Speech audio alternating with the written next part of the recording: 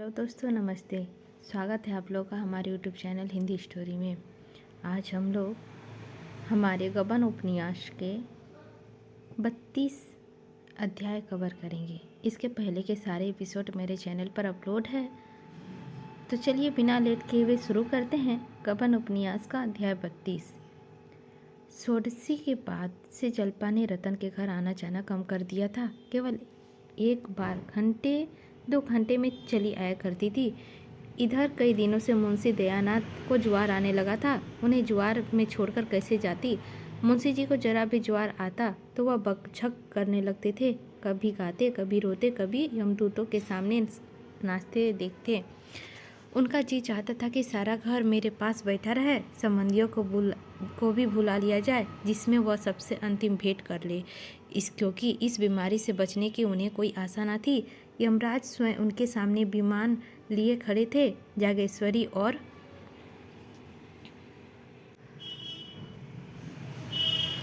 सब कुछ कर सकती थी, उनकी बकबक ना सुन सकती थी। जैसे ही वह रोने लगते वह कमरे से निकल जाती। उसे भूत बाधा का भ्रम होता था।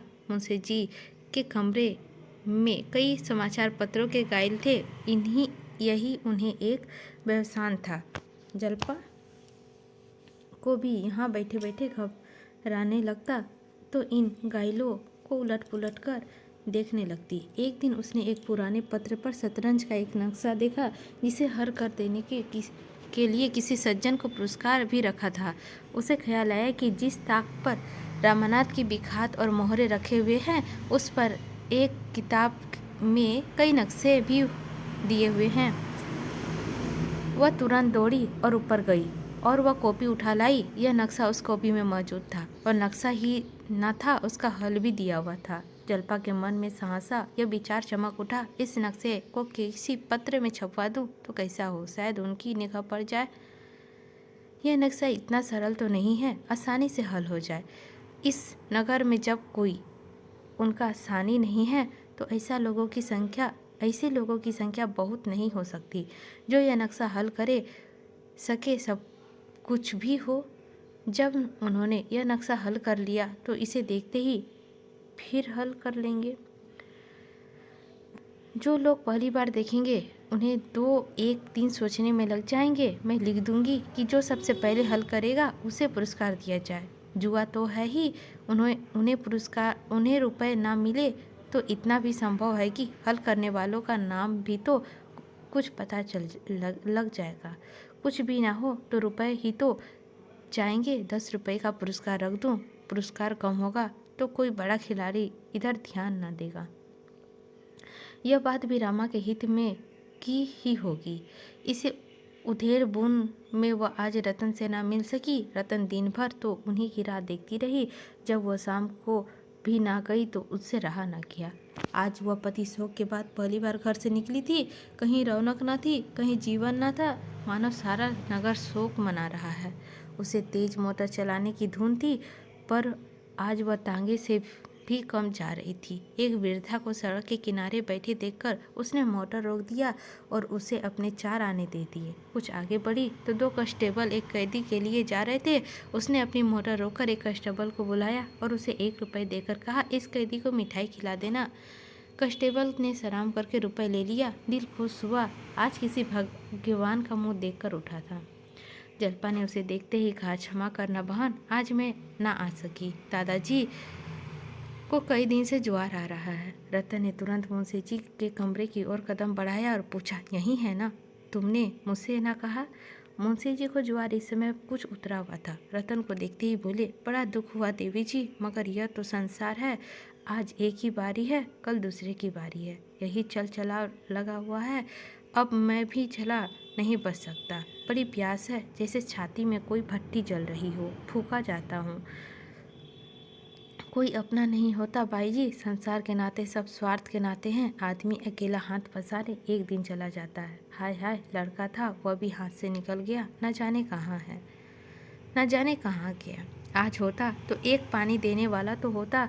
यह 2 लौंडे हैं, इन्हें कोई फिक्र ही नहीं, मैं मर जाऊं या जी जाऊं। इन्हें 3 वक्त खाने को चाहिए, 3 टट पानी पीने को, बस, और किसी काम के नहीं। यहाँ बैठते दोनों का दम घुटता है, क्या करूं, अब की ना बचूंगा। रतन ने तसलीम दी, यह मलेरिया है, 2-4 दिन में आप ही अच्छे हो जाएंगे, घबराने की कोई बात नहीं। मुंशी जी ने दीन नज़रों से देखकर कहा, बैठ जाइए बहू जी, आप कहती है आपका आशीर्वाद है तो शायद बच जाऊं, लेकिन मुझे तो आशा नहीं है। मैं भी ताल ठोके यमराज से लड़ने को तैयार बैठा हूँ। अब उनके घर मेहमानी खाऊंगा।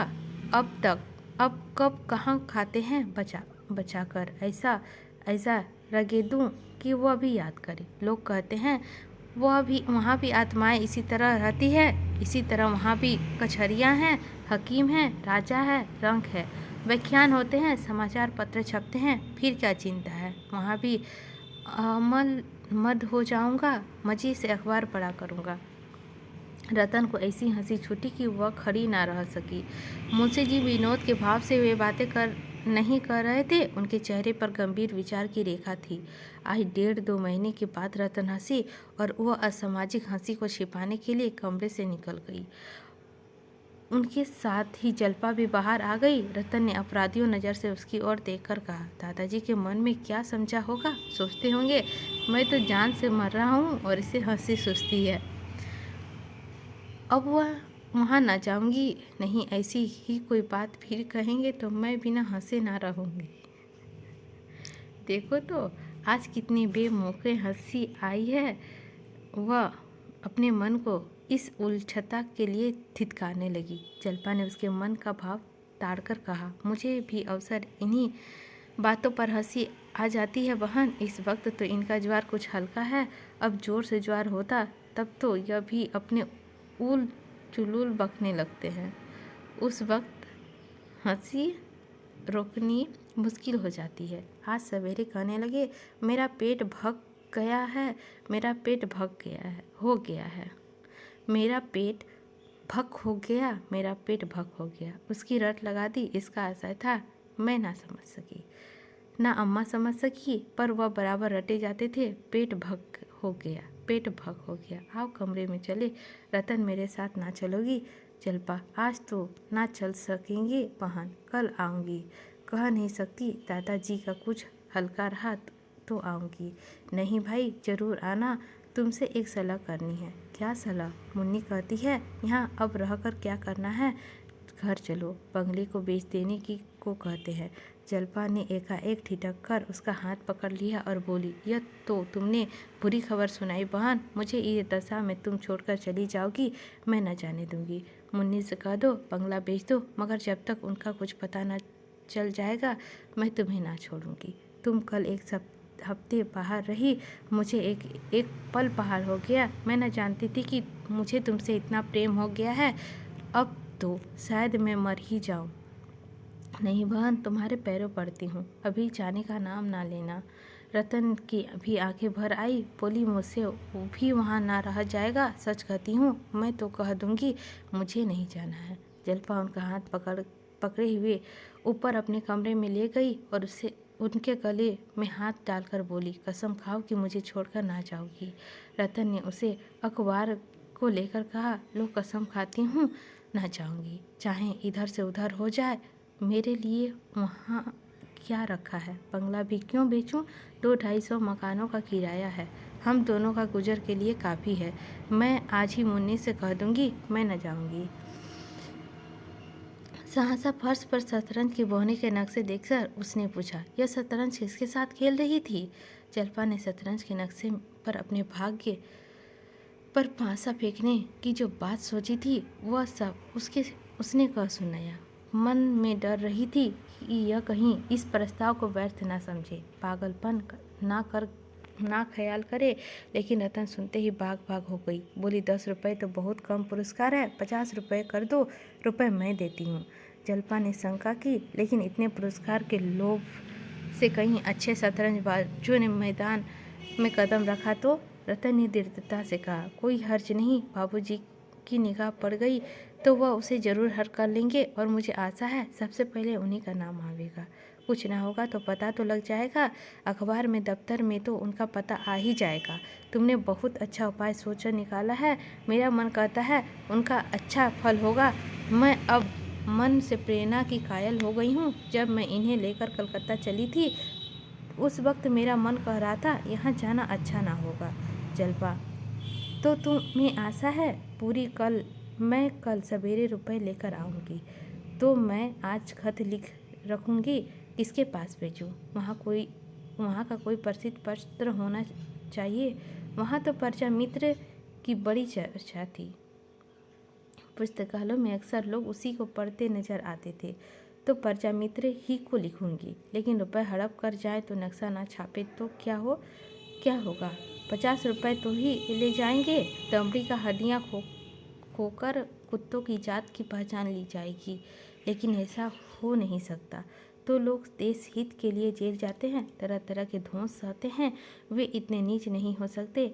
मेरे साथ आधा घंटे के लिए चलो तो तुम्हें इसी वक्त रुपए दे दूँ। जलपा ने नीम राजी होकर कहा, इस वक्त कहाँ चलूँ? कल ही आऊँगी। उसी वक्त मुंशी जी पुकार उठे, बहू बहू। जलपा तो लपकी हुई उनके कमरे की ओर चली। रतन बाहर जा रही थी कि जागेश्वरी पंखा लिए अपने को झालती हुई दिखाई पड़ गई। रतन ने पूछा, तुम्हें गर्मी लग रही है अम्मा जी? मैं तो ठंड के मारे काँप रही हूँ। अरे तुम्हारे पाँव में यह उजला उजला लगा हुआ है, क्या आटा पीस रही है? जागेश्वरी ने लज्जित होकर कहा। हाँ, बहची ने उन्हें हाथ में आटे की रोटी खाने को कहा है। बाजार में हाथ का आटा कहाँ? मैस पर मोहल्ले की कहीं पिसनहरी नहीं मिलती। मजदूरने ने चक्की से आटा पिसवा लेती है। मैं तो एक आना शेर देने को राजी हूँ, पर कोई मिलती ही नहीं। रतन ने अचंभे से कहा, तुमसे चक्की चल जाती है? जागेश्वरी ने छेप के मुस्कुराते हुए कहा, बहुत था। पाँव भर तो दिन भर के लिए हो ही जाता है। खाते नहीं एक कोर भी। बहू पसीने पीसने जा रही थी, लेकिन फिर मुझे उसके पास बैठना पड़ता। मुझे रात भर चक्की पीसना गो है, उनके पास घड़ी भर बैठना गो नहीं। रतन जाकर जात के पास 1 मिनट खड़ी रही, फिर मुस्कुराकर माची पर बैठ गई और बोली, तुमसे तो अब जात ना चलता होगा माँ जी। लाओ थोड़ा सा गेहूँ मुझे दो, देखूँ तो। जागेश्वरी ने कानों पर हाथ रखकर कहा, अरे नहीं बहू, मुझे क्या पीसोगी? चलो यहाँ से। रतन ने प्रमाण किया, मैंने बहुत दिनों तक पीसा है माँ जी। जब मैं अपने घर थी तो रोज़ पीसती थी। मेरी अम्मा, लाओ थोड़ा सा गेहूँ, हाथ दुखने लगेगा, छाले पड़े जाएंगे। कुछ नहीं होगा माँ जी, आप गेहूँ तो लाइए। जागेश्वरी ने उसका हाथ पकड़कर उठाने की कोशिश करके कहा, गेहूँ घर में नहीं है, अब इस वक्त बाजार से कौन लावे? अच्छा चलिए, मैं भंडारे में देखूँ, गेहूँ होगा, कैसे नहीं। रसोई की बगल वाली कोठरी में सब खाने पीने का सामान रहता था। रतन अंदर चली गई और हांडियों में टटोल मटोल कर देखने लगी। एक हांडी में गेहूँ निकल आए। बड़ी खुशी हुई, बोली, देखो माँ जी, निकलेगी नहीं। तुम मुझसे बहाना कर रही थी। उसने एक कटोरी में थोड़ा सा गेहूँ निकाल लिया और खुश चक्की में जाकर पीसने लगी। जागेश्वरी ने जाकर जलपा से कहा, बहू, वह जात पर बैठी गेहूँ पीस रही है, उठाती हूँ, उठती ही नहीं, कोई देख ले तो क्या कहे।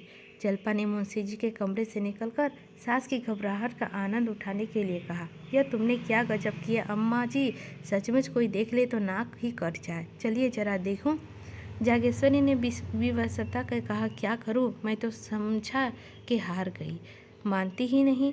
जलपा ने जाकर देखा तो रतन गेहूँ पीसने में मग्न थी। विनोद के स्वाभाविक आनंद में उसका चेहरा खिला हुआ था। इतनी ही देर में उसके माथे पर पसीने की बूंदें आ गई थी। उनके बलिष्ठ हाथों में जात लड्डू के समान नाच रहा था। जलपा ने हंसकर कहा, ओरी, आटा महीन हो, नहीं तो पैसे ना मिलेंगे।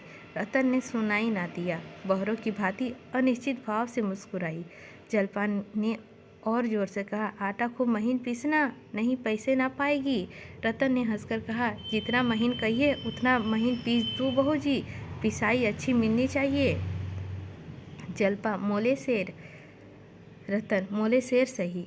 जलपा, मुँह धो लाओ, धोले शेर मिलेंगे। रतन, मैं यह सब पीस कर उठूँगी, तुम यहाँ क्यों खड़ी हो? जलपा, आ जाऊँ, मैं भी खींचा दूँ। रतन, जी चाहता है कोई जात का गीत गाऊँ। जलपा, अकेले कैसे गाओगी? जागेश्वरी से, अम्मा आप जरा दादाजी के पास बैठ जाइए, अभी आती हूँ। जलपा, मैं भी जात पर बैठी और दोनों जात का गीत गाने लगी। मोही जोगिन बना के कहाँ गए रे जोगिया। दोनों का स्वर मधुर थे। जात में की घुमर घुमर उसके स्वर के साथ सांच का काम कर रही थी। जब दोनों एक कड़ी गाकर चुप हो जाती तो जात का स्वर के माना कंठ ध्वनि से रंजित होकर और भी मनोहर हो जाता था। दोनों के हृदय इस समय जीवन का स्वाभाविक आनंद से पूर्ण थे। ना शोक का भार था, ना वियोग का दुख। जैसे दो चिड़ियाँ प्रभात की अपूर्व शोभा में मग्न होकर जाग रही हो। इसी के साथ हमारा 32वां अध्याय समाप्त होता है। अगले एपिसोड में हम लोग 33 कवर करेंगे। मिलते हैं दोस्तों अगले एपिसोड गबन उपन्यास का 33 लेकर। लेते हैं आप लोगों से विदा।